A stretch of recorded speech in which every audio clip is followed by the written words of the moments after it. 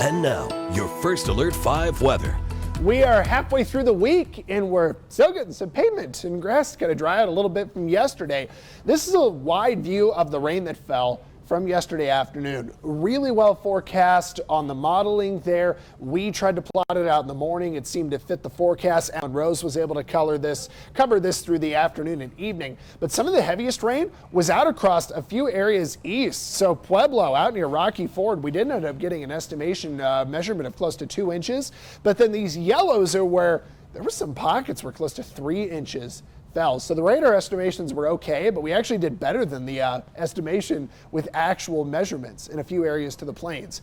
It's kind of a reminder that July is our wettest month of the year, but August is right behind it. And I wanted to look at where our rain's at over the wetter months from July through today. We're halfway done with August. We've gotten almost 7 inches of rain in Colorado Springs, which is about 2 inches more than we usually expect for the last month and a half, July through today. In Pueblo, we've had about 2.5 inches.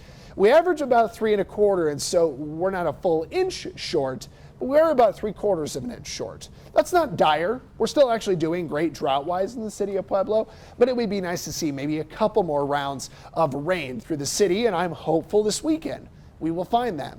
Very September-like today. I said that off the top of the show here, and I mean it. You know, it was kind of cool and fall-like yesterday with the clouds. Today we're in the 70s and 80s, so even with the sun mixed in, it feels really nice.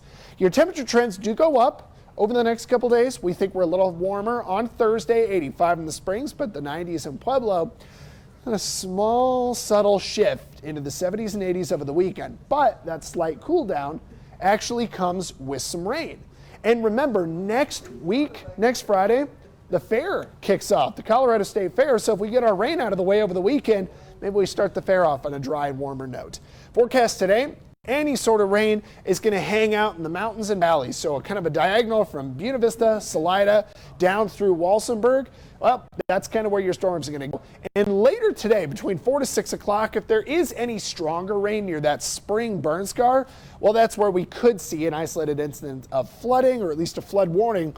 But it does look like the Alamosa area and the La Garritas are probably going to grab some of the best rainfall today and this evening. So I think we're pretty dry looking today, but Friday we should see a couple storms flirting with the forecast. That monsoon moisture carries itself through early next week, and so that means just plenty of chances for kind of a daily rain out there. Saturday to Sunday, we would see more of those, and we'll have chances lingering the start of next week. It's not a guarantee that we'll get rain every day, but it is kind of nice that we at least have the chance in the forecast. Pueblo, a high of 92 Thursday. And then 80s through next week with sunny skies mixed in with clouds in the afternoon, but at least we have really mornings. Canyon City and Pueblo, a little warmer over the weekend, but we're still not too bad, especially for this time of year. And all those daily rain chances are really swinging on through. There could be some flooding issues in the burn scars like the Junction south of Canyon City or Hayden Pass west of town and Woodland Park. So we're dry today, dry tomorrow. Pretty decent looking little shot of thunderstorms on Friday, and then as we get towards next weekend into next week, we'll continue a daily chance of rain, and the temps just look a little cool.